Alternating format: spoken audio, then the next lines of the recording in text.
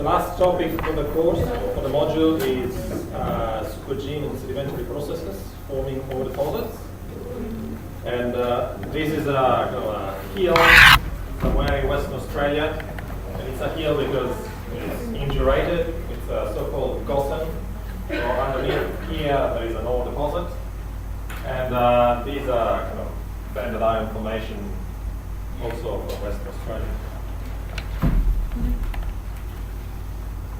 So today we'll just briefly look at some principles of weathering, and then look at ore deposits formed by weathering of rocks and soils, then ore deposits formed by supergene enrichment of primary ore deposits, and the last we'll look at some sedimentary processes forming ore deposits, and these are treated in these chapters of the two textbooks. So, well, weathering, and here we look mostly at chemical weathering, is basically a result of circulation of water through rocks and cracks that really break down the components of the rocks and soils. And different chemical elements, as you can see here, variety of elements sorted by ionic radius and cation charge, behave in different ways. Some elements are more readily soluble, like potassium, sodium, rubidium, whereas these elements here tend to be insoluble, and then as a consequence, if you have water circulating through rocks and soil, those elements will not be leached, will remain. As you can imagine, the climate is a controlling factor of the weathering process. If you are somewhere where it's hot and it rains a lot, you will have a lot of water circulating through the soil and the ground, and so you'll have a lot of potentially leaching. Whereas if you are somewhere in Antarctica or Siberia, first of all, it doesn't rain as much, and it's also cold, and for half the time of the year, it's all frozen, so obviously the water can't percolate, so you don't have these reactions happen. So dissolution was one of the processes by which weathering occurs. The other is hydrolysis, which is basically the breaking of hydrogen-oxygen bonds in water. And that causes, for instance, the breakdown of feldspars to clay. And this is represented in this reaction here, where we've got alkali feldspar. You can put a sodium here, you would have albite. You have water in slightly acidic condition, and you end up with cleobenite, which is a clay. And on the right hand side here, we see that there is a fringe of water surrounding the crystal structure, with oxygen on the outside, with relative negative charges. Hydrogen attacks that and basically removes the potassium and sodium up with carbonate, white powdery clay mineral, among others clay minerals. There are infinite numbers of clay minerals which have these basically crystal structure with water or OH substituted for oxygen. Another form of weathering is oxidation, which is basically the transfer of electron, particularly to oxygen. Oxygen likes to attract electrons and form charged ions. And when we have oxygen in the atmosphere or in the lithosphere, and we have iron 2 plus, for instance, iron 2 plus gives away an electron to oxygen, and we end up with iron 2 plus. And whereas iron 2 plus is relatively soluble, iron 3 plus is insoluble, and basically what forms rust.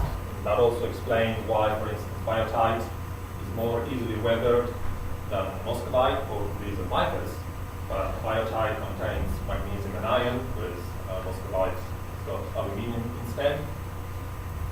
And so when we have an oxidizing agent like oxygen, we often attack biotite in preference to muscovite. And iron is not the only element that gets oxidized. We can oxidize sulfides to sulfates or organic carbon to carbonates. And this, I was looking for a picture of some rust. Couldn't find anything better than this. A rusted fence, and you're probably wondering why is that king here.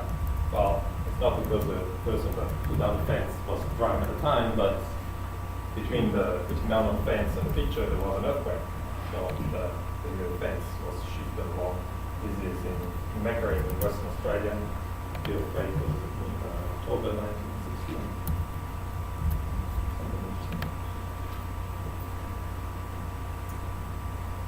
So chemical weathering can result in pore formation, and because that occurs generally towards the surface or near the surface, we refer to those as supergene processes, as opposed to hypergene, which means the processes form at depth in the crust. And we will be looking at two particular supergene processes for deposits. One is in situ, pore formation, which forms important deposits of aluminium, and another type is the enrichment of primary hypergene ores, which can enrich important copper and base metal deposits. Other type of supergene processes, such as this movement of dissolved elements in groundwater at low temperature, can form uranium, magnesium and other deposits, but we won't do that. So weathering generates changes in the structure of the ground and leaves profiles. So first of all, we've got this leaching and removal of elements, so we end up with less volume than when we started. That's why we've got these columns that become shorter and shorter as we go along.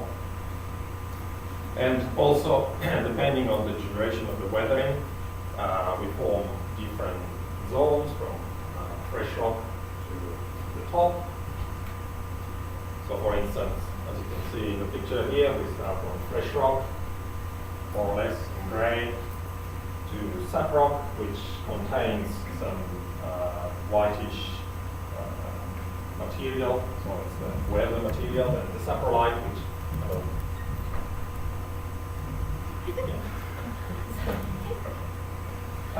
we've got the disappearance of the fresh country rock, and then further up we get into the mottled and clay zones, and at the top the indurated lateritic zones.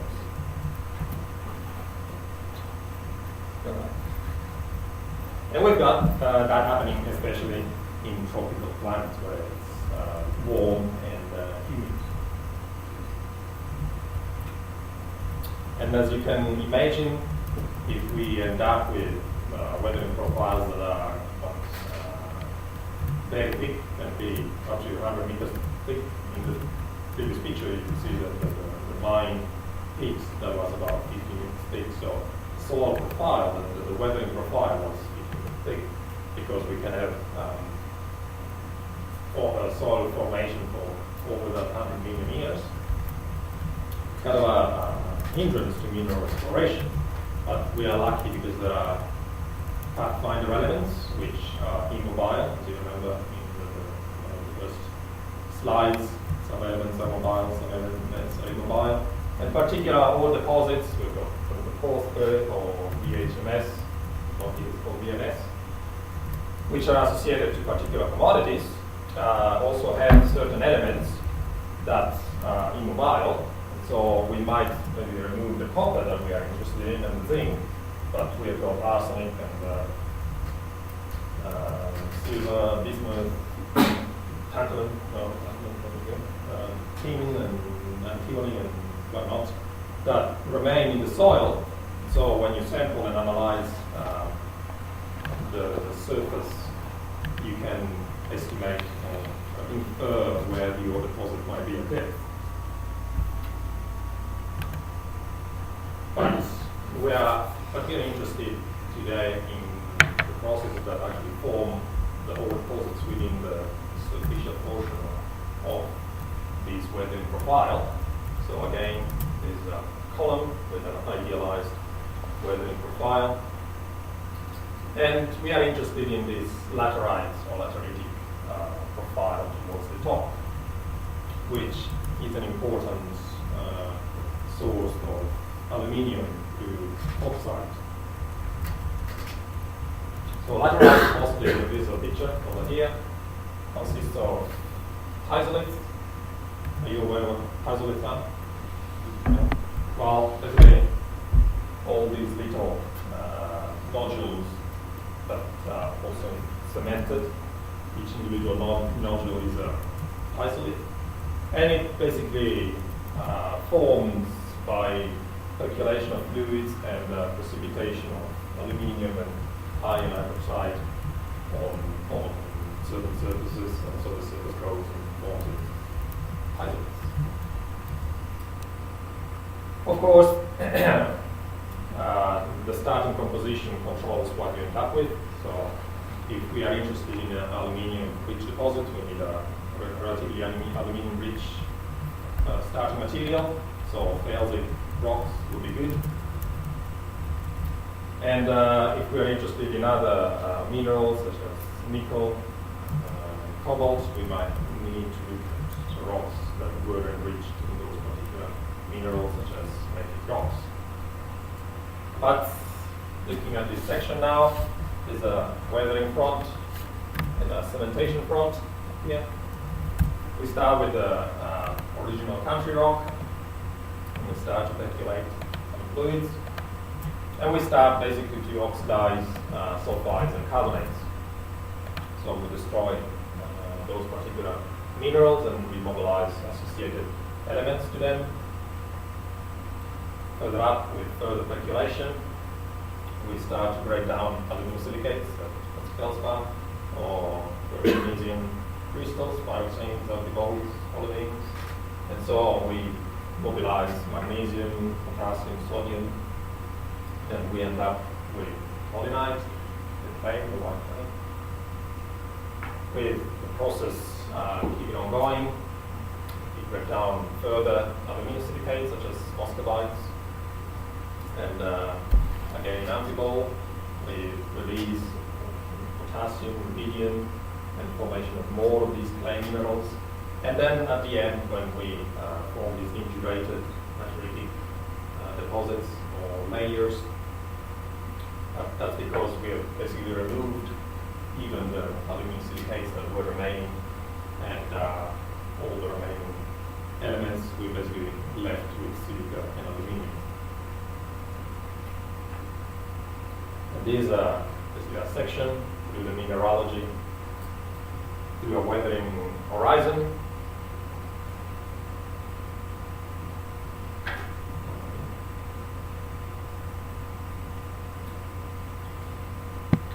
So we've got this solution basically through hydrolysis. If you remember the first slides, we had a similar reaction going from feldspar to kaolinite, from sodium aluminum silicate, we remove silica, and sodium, and we end up with kaolinite. If we remove even more silica, we just end up with aluminum oxide, in that case gibbsite, which is what aluminium ores consist of. So bauxite, which I mentioned earlier, bauxite is not a mineral in itself, it's just a group of minerals. There is gibbsite, there is boehmite, and another one I can't remember.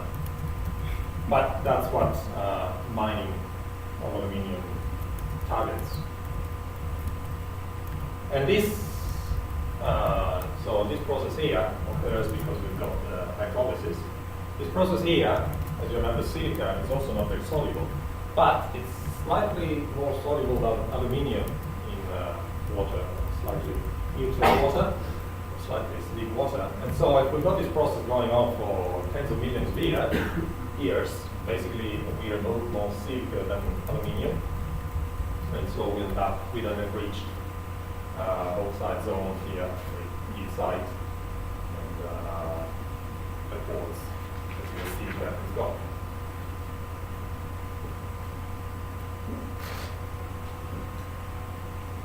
In the ideal conditions for oxide formation, this is a bit of a complicated diagram, but bear with me. So this is a graph of pH versus the reduction potential, which is the tendency of a chemical species to acquire electrons. So as we go from species that don't like to acquire electrons, such as hydrogen, to ones that do, such as oxygen. And these are solubility contours for aluminium and for iron. So as we move down towards the side, iron is more soluble. Towards the side, aluminium is more soluble. So in these fields, number 1 and number 2, basically both aluminium and iron are quite soluble, and so they will be just leached away, and we end up with nothing. Number 3 and 4, we've got relatively low solubility of both aluminium and iron, and we will end up with a lateritic profile only if we start with an idea of post-rock, for instance, or parent rock, for instance, a felsic granite, something like that. And number 5 and 6 is where we want to be. It's more ideal for the formation of laterites and oxides, because iron tends to be more soluble than aluminium, so iron will be enriched away and aluminium will be left in soil. And so we've got aluminium-rich laterites.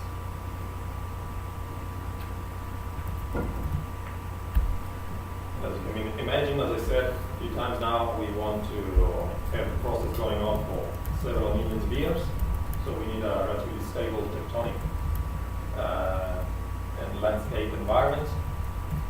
And that's why you tend to have these lateritic deposits on old craters, such as Western Australia or Brazil.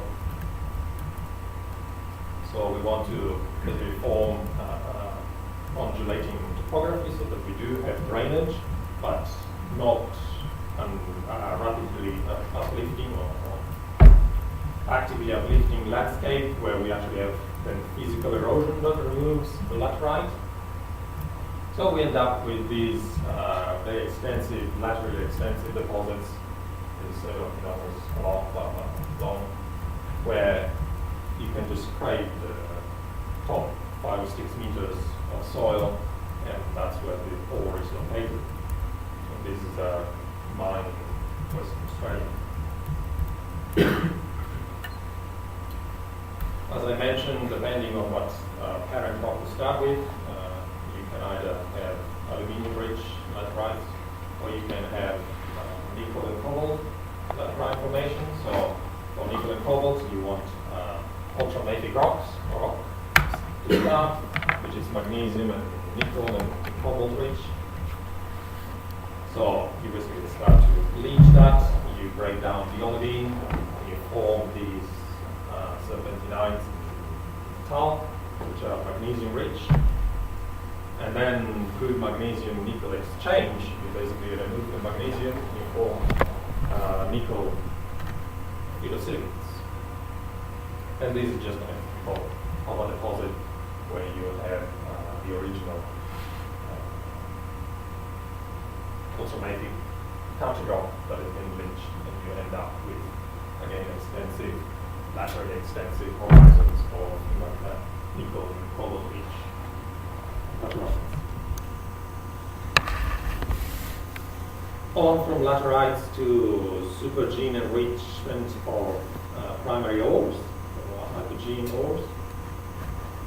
And this can occur in, say, deposits we covered last week, porphyry, DHMS deposits,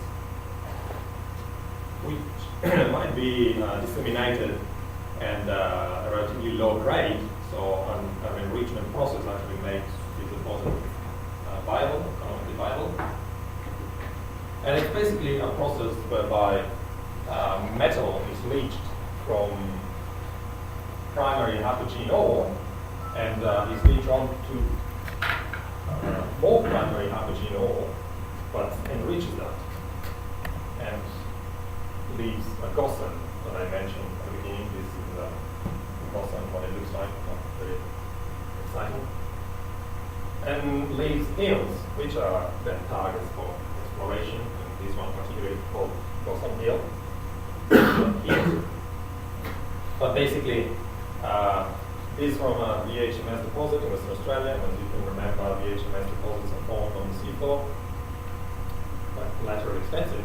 But this one has then been through tectonic activity, has been tilted vertically, and so we've got this exposure along here with oxidation and leaching at the surface, then forming supergene enrichment in the shallow surface, and then we've got deeper primary sulfide ores. And this is basically a diagram of the same process. As we said, imagine a VHMS deposit that is formed horizontally, and then due to tectonic activity, you tilt it and you leave it this way.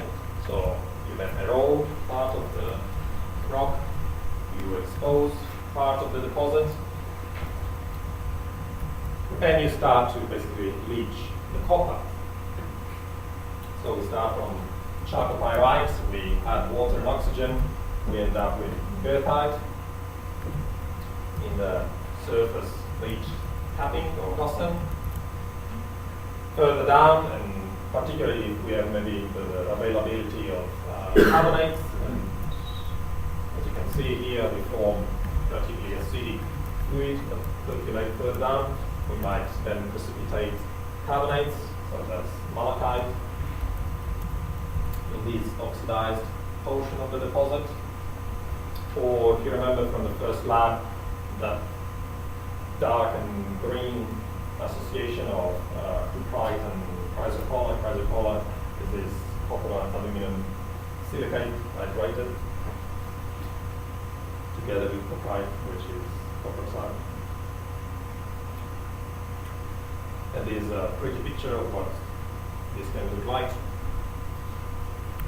And depending on the pH conditions, we can either form copper sulfates, hydrated copper sulfates, or copper carbonates, then copper oxide further down. What's the fourth source of copper in the picture?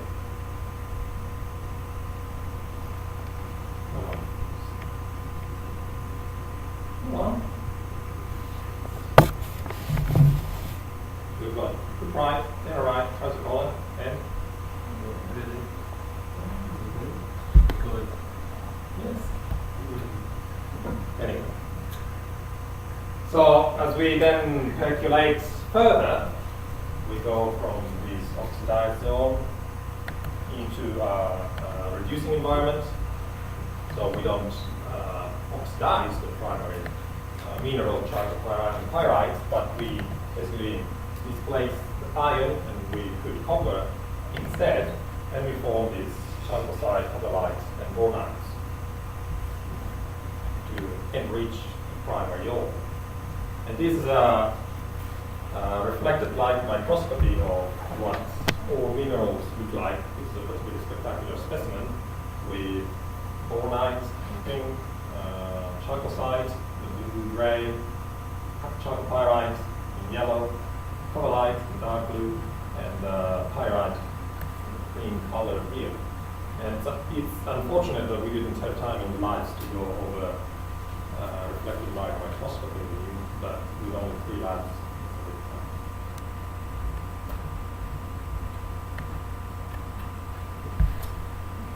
And this process can, as I mentioned, make certain deposits that might otherwise be uneconomic, such as this Chiquimata in Chile, one of the main producers of copper in the world, is basically a supergene enriched porphyry copper deposit with some oxide and sulfide supergene mineralogy.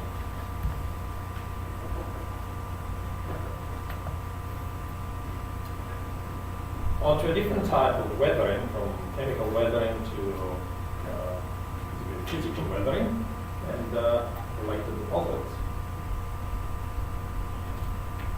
These have been also called placer deposits or alluvial deposits, and they're often mined for gold, or they were mined for gold at least, because they were easily extractable source of gold. As you can see, this is a picture from Naseby in Otago. They've got these gravels and conglomerates, and basically in the 1800s, people went along with water cannons and washed out the whole thing, and just collected the gold at the bottom. And these formed earlier when we had uplifting and erosion of the Otago schist, and we had formation of these conglomeratic beds and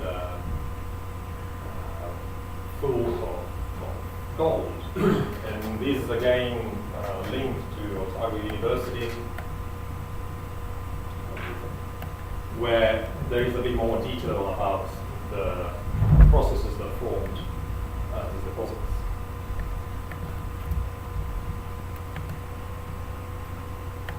But mostly we have transportation by water. And probably everyone has walked on the beach, and you can see this separation based on density, where we have the light minerals, the light, and the darker, denser minerals. And depending on the velocity of the current, we have the position in different places. And the greatest, say, best deposits formed by density separation are those related to ilmenite and rutile, which are iron and titanium oxides, or those related to unreactive metals such as gold. And having a stream, depending on where we are within the stream, we've got varying velocity and varying flow type from laminar to turbulent. And that is related to the position in these settings. So here we've got, for instance, particle diameter and current speed. So as the speed of the current is very high, we've got erosion, but we are really interested in that. We are interested in the position of this process, which doesn't, however, just depend on the particle size or the velocity of the current, but also on, as I mentioned, density. So, for instance, a particle this size of quartz and a particle this size of gold will precipitate or fall out in suspension at the same speed, given the same conditions. And that explains why we've got basically the gold nuggets deposited within much larger clasts of schist faults in Otago. And then, depending on stream flow and turbulence, we have the position of different particles and densities at different sites within a stream channel. And so knowing and studying these relationships, we then can target where within channel we might better find what we would. Moving on to the last topic, random information. It's always beef. Not to confuse me. And I say this because I was working for 3 months or 2 months in the Peterborough in Western Australia, where they mine basically a rich portion of this in the town called Tom Price, nice and sunny. The town exists just because they are mining this stuff. And as you can see, it kind of forms nice polished surfaces, posters or something.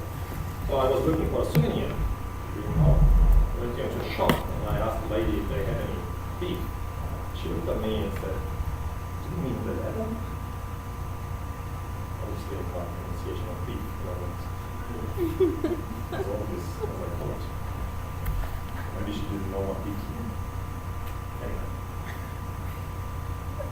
So banded iron formations, and there is a Elements magazine for those interested that covers iron, and there is a chapter about banded iron formation. They are the most important resource for iron, which is essential for any modern industrialized society such as ours, because it's used a lot more than many other metals. Major producers of iron from banded iron formations are Brazil, Australia, Canada, South Africa, and Ukraine. Probably why everyone's so interested in Ukraine. And the major importers are the US, Europe, Japan, China. And beef is basically a sequence of iron oxides, chert, and shale. Iron oxides in red, shales in black, the cherts in white. And they occur mostly, or only, during the Archean and Proterozoic. And here we start from 4.5 billion years ago down to today. And the majority of these deposits, here are some of the locations, basically occurred 3.5 to 2 billion years ago. And the way they formed, basically, we had an ocean, we had exhalation of hydrothermal fluids to the bottom of the ocean, through mid-ocean regions, for instance, and these basically injected large amounts of iron as Fe2+, which you remember is from that diagram. Fe2+ is relatively more soluble. So we had this ocean that didn't have any oxygen, was anoxic, especially at the bottom, full of iron 2+.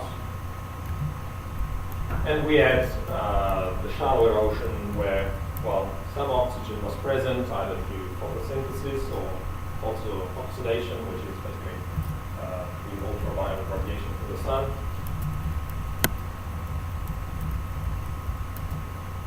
But basically, in order to form these extensive layers of banded iron formation, we had to mix the two.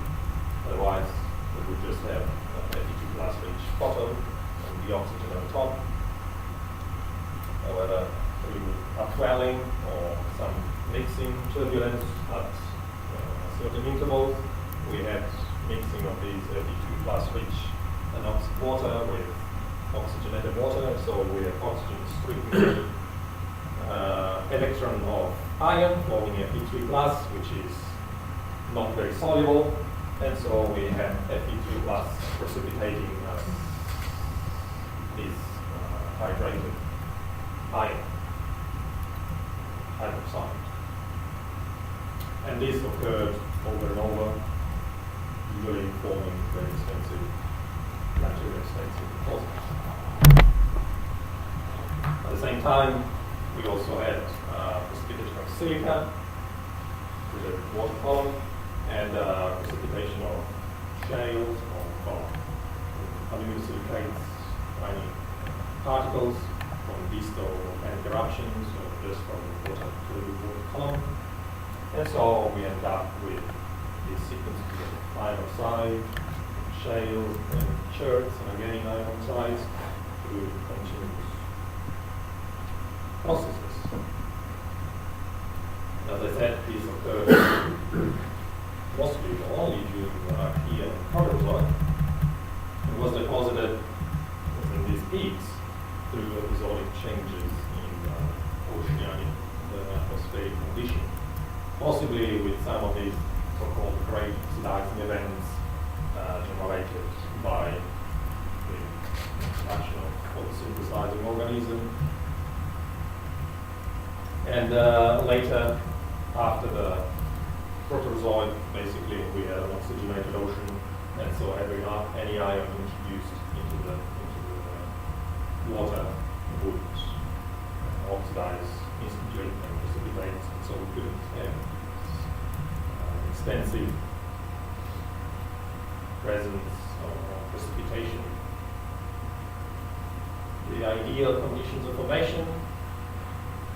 So, as I said, need a very low oxygen in the ocean and in the atmosphere to accumulate enough Fe2 plus to convert to sediment. Higher activity of mid-ocean ridges to actually provide the iron into the ocean. Ideally, the absence of any silica-secreting organism, because silica is not good. It might be pretty in these white bands, but when people come around to mine and stuff, silica is not very desirable, and a relatively warm water temperature. And then, of course, these mixing events allowed precipitation of iron. And the previous picture was, for instance, unmineralized leaf. And as I was saying, it's not very good because A, you don't have as much iron, and B, you've got too much silica. And in the beef extraction process, removing or separating iron from silica actually increases the cost by quite a bit and might make the ore not viable. As you can see, high-grade ore instead removed a lot of the silica and enriched the iron. For those of you that don't like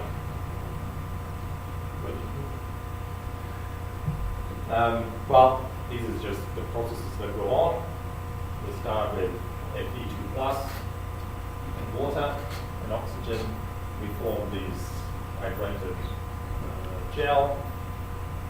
If we dehydrate that, we end up with goethite. Goethite, if you dehydrating, end up with hematite, which is enriched in iron. And from hematite, then we form magnetite. This is another way of going directly from hydrated iron gel to magnetite, but this is probably more like the process that occurred. And if you've got carbonates around, you can form siderite, which is iron carbonate. And this is basically what you go from unmineralized beef, this silica-rich species mass, to mineralized beef, which is basically mostly hematite and goethite with the silica leached out. Another process that can occur to enrich the beef is supergene.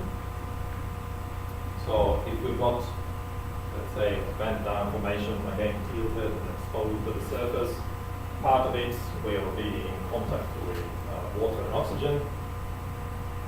And so we basically form a cathode which attracts electron from deeper down.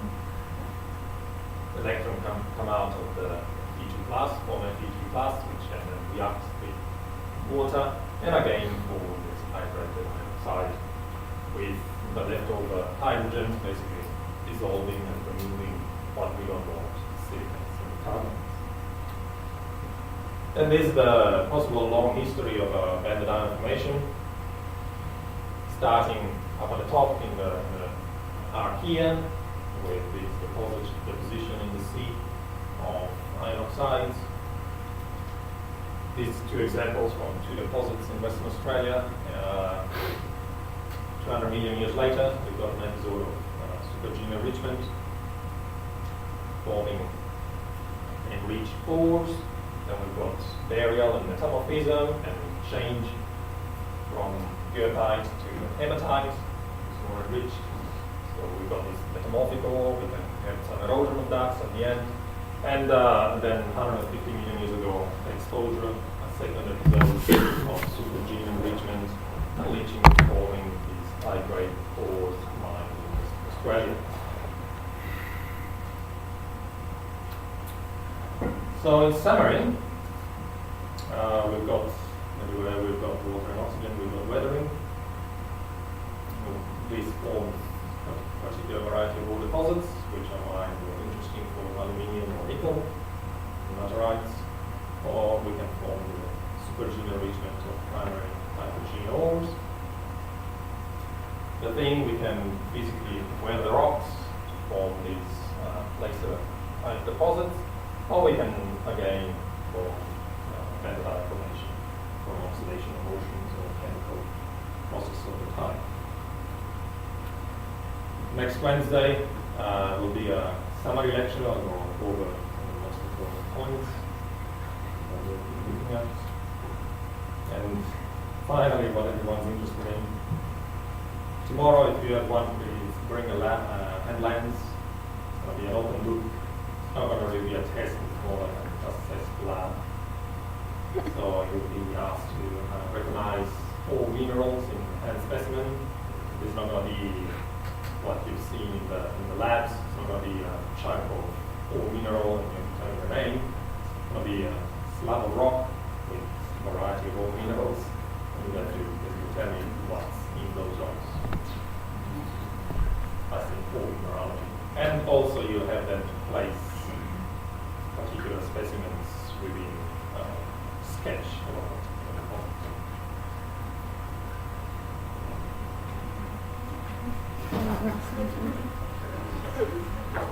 any questions?